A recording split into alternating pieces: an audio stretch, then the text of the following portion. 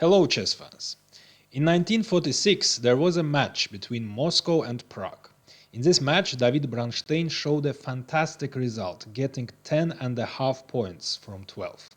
But two of his victories in this match have historic importance, as after them, the King's Indian defense transformed from being a losing opening into a winning one. These two games made King's Indian much more popular and respected, as they symbolized the big explosion with which modern chess began, as Bronstein writes in his annotations. So in the first game against Ludek Pachman, after d4, knight f6, c4, d6, knight c3, e5, knight f3, knight d7, g3, g6, bishop g2, bishop g7, castles, white played b3. This was a typical response to King's Indian at that time, double fianchetto. The idea is to fianchetto the dark squared bishop so that it opposes black's dark squared bishop.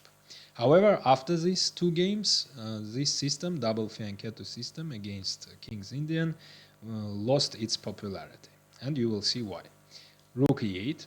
Now, if bishop b2, then black would play e4 and e3. That's why white played e4. E takes d, knight takes d4. So this position before these two games was considered to be in white's favor, as white has a space advantage. As you see, white pieces are placed on 4 ranks, while black pieces are placed just on 3 ranks. Besides that, white has full control over very important d5 square, and the knight will jump on d5. If black plays c6 in order to push it away, d6 would be a weak and backward pawn, and it would be placed on the open file, and white would be able to attack it on the file. For this reason, King's Indian defense was considered to be a losing opening and had a bad reputation. However, Bronstein found new resources here, after which the evaluation changed completely, and players understood that there were some other aspects that need to be considered. So, knight c5, attacking e4. Black exerts very strong pressure on e4 and currently is threatening to capture it. That's why rook e1, defending it. And now a5. In order to prevent white from playing b4 and pushing away the knight, and to ensure the knight's position on c5. Bishop b2, and now a4. So now if white plays b4, then black would play a3 with a very sharp game, which would be in black's favor. If white captures the knight, black captures, of course, the bishop, and that would be in black's favor. That's why after a4, white played rook c1. c6. It doesn't matter that the pawn is backward. It's not so easy to attack it anyways, and by playing c6, Bronstein took under control d5 square and also opened the queen's diagonal. So queen can move either to b6 or to a5 and will be very active there. Bishop a1. Probably the idea of this move is to move away the bishop from b2, because white expected black to play knight g4, knight e5, after which the knight can jump to d3, and with multiple threats. So both rooks would be under attack and also the bishop on b2. So that might be the idea behind bishop a1. It's kind of a prophylaxis move. A takes b, queen b6. So queen is placed very well and exerts pressure on dark squares. h3, in order to prevent knight g4. And as the knight cannot jump on g4, it goes to d7. And probably white thought that the knight is heading to e5 and d3, and that might explain white's next move, rook b1. So that after knight d3 isn't fork anymore, isn't attacking the rook. And also the rook supports b3 pawn. And as knight e5 is useless, because white can also play rook e3, taking under control d3 square, Bronstein plays knight f8, so that the knight doesn't block the bishop's diagonal. King h2, in order to move away from this unpleasant x-ray. And now let's look at the position attentively. The rook and the bishop hasn't made a single move, and from the traditional point of view, they are considered undeveloped. However, they are very active. The rook is greatly placed on the open file, and the bishop exerts very strong pressure on the king side. So although they haven't moved, they can be considered very well developed. And all other black pieces too. The queen is very active, the knight is ideally placed on c5, the rook exerts pressure on e file, and the bishop is great. So all black pieces are very well placed, and Bronstein found a hidden resource in order to exert even more pressure on white's position. And this resource is h5 pawn. So after moving a pawn and opening rook's diagonal, now he moves another side pawn, h5, in order to weaken the king side this time by playing h4 next move. Rook e2, h4.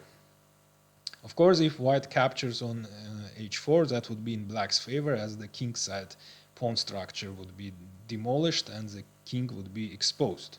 That's why, of course, white doesn't capture on h4 and play rook d2.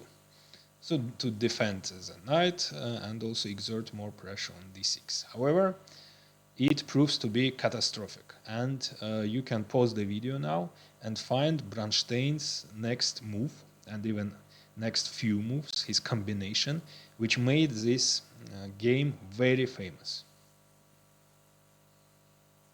So Bronstein in his annotations calls this bishop, a1 bishop, the cornerstone of white's position. And if black eliminates this bishop, then dark squares would be catastrophically weak, and these dark squares are very important. And then the black bishop would be very strong. So that's why Bronstein sacrificed the exchange. Rook, with its first move, sacrifices itself. Rook captures a1. And another idea behind it is to deflect the rook from b1, so that b3 pawn is weak. And you will see that it is very important.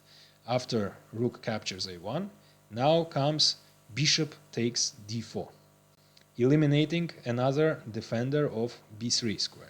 Bishop takes d4, rook takes d4, and now knight captures b3 with a fork. However, Pachman, after the game, told Bronstein that he saw all this, and he prepared a continuation, and he saw that actually he outwitted Bronstein. He played rook takes d6, and now if Bronstein captured the rook, which wasn't the case in this game, then Pachman's idea would prove to be right, because of knight d5 attacking the queen. The pawn is pinned, and after queen captures on f2, knight f6 check with a fork, and white is winning. But actually Bronstein outwitted Pachman. He saw all this and prepared queen captures on f2. Bronstein doesn't need to return the material. He is playing for the checkmate, as the white king is exposed, king side is destroyed and very weak. There are multiple threats, the bishop is very active, and all white pieces except the light squared bishop are on the queen side, so king is left all alone. That's why the attack will be deadly. Of course, now if queen captured on b3, then white would lose immediately, would be checkmated after h captures g3. Check, king h1, and now the bishop, just like the rook with its first move, would sacrifice itself. Bishop captures on h3. Of course, capturing the bishop is losing on the spot, to checkmate on h2. That's why rook g1 is the only defense. However, it doesn't help either, because of bishop takes g2, and very beautiful checkmate would follow. That's why, after queen captures on f2, Pachman played rook a2, attacking the queen. However, now the knight is hanging, and after queen captures on g3 check, queen captured on c3. Rook a3, pinning the knight and threatening to capture it, and now comes bishop takes h3. So just like the rook, bishop also made only one move, but what a move. rook captures b3, bishop captures g2 check, king takes, queen takes c4. Of course, white has an exchange. However, for exchange, black has 4 extra pawns, which is much more than enough. And besides that, what is even more important, white king is exposed and it's impossible to defend it. Rook d4, queen e6, rook takes b7, rook a8, queen e2, h3 check, and there is no defense from deadly attack. That's why Pachman resigned. In the second game, there was a similar position, and Zita, Bronstein's opponent this time, probably found some different variation, improvement, and hoped to improve the position and to win. Bishop b2, rook e8, e4, e takes, knight takes, queen b6, queen d2, knight c5, rook e1, a5, rook b1. So unlike the first game, rook, instead of going to c1, moves to b1, defending the bishop.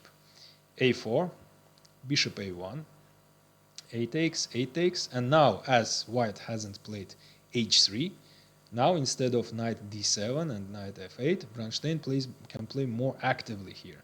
Knight g4, creating threats onto the king. h3, attacking the knight. So knight is under attack. What to do? You can pause the video and find Bronstein's brilliant continuation.